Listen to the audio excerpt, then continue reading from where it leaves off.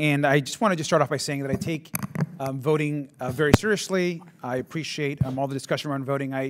I'm an immigrant, and so for me, the day I raised my right hand and took an oath to our country and Constitution and earned the right to vote, I was in my 20s. It was, to this day, the most transformational moment of my life, and it's something that is incredibly important to me personally. And so I just want to thank everyone's work on voting rights. Now, I consider myself a patriotic immigrant.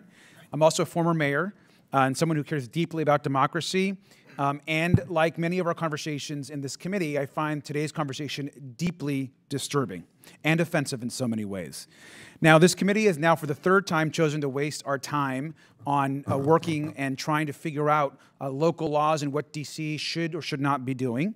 I loved my time in local government and as mayor of my community and when I served on the council, but I oftentimes feel like I am back on my city council whenever we bring up the District of Columbia here in D.C. And I encourage my House colleagues that if they want to get so involved in local government, they should run for office here in Washington, D.C. There are plenty of city council seats that are open. There are plenty of positions to be appointed to, and they should stop making D.C. their partisan playground for attacking elections, attacking mostly non-white voters, and attacking our democracy.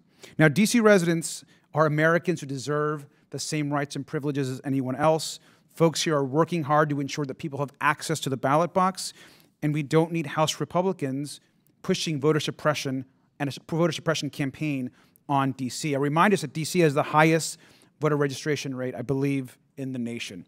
Now, let's start with some facts. There's no crisis of American confidence in elections except for when Donald Trump created one across the country. Now, many people rightly feared for the integrity of our elections when Trump welcomed the Russian support and interference in 2016. This whole rant about elections and the destruction of our democracy starts with former President Donald Trump.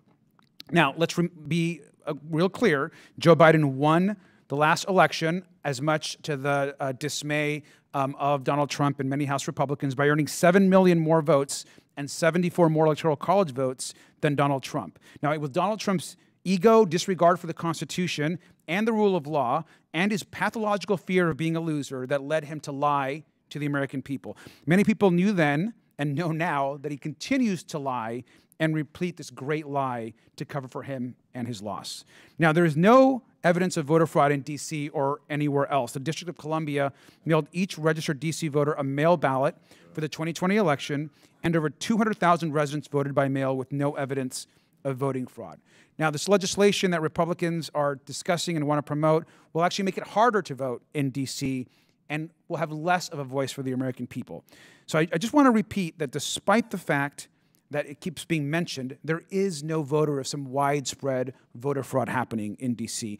Ms. Weiser, can you remind us how common in-person voter fraud actually is?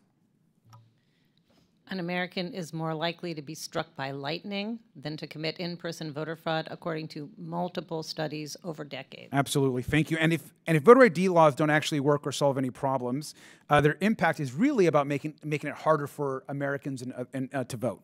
And so we should be clear: voter ID requirements disproportionately affect non-white voters.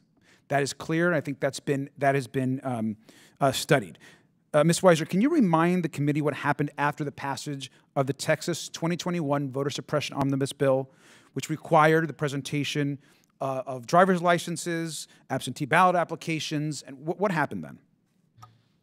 The Brennan Center actually studied the impact of just one of the provisions in this massive voter restriction bill, which is the requirement that voter IDs, ID numbers be provided with absentee ballots and absentee ballot applications. We found that tens of thousands of ballots were rejected, 10% of those ballots, that mail ballots, and that it was disproportionately African-American voters and Latino and Asian voters. 19% of Latino and Asian ballots were rejected, and 16% of African. We should be holding hearings about that travesty. We should be holding hearings about disenfranchising non-white voters across this country that is happening in state legislature after state legislature. So I just want to thank you for your work. I want to thank and once again restate my position that Washington, D.C. Should be a state, and the people here deserve the same rights as anybody else in this country. And I want to thank you for your time. And with that, Mr. Chairman, I yield back.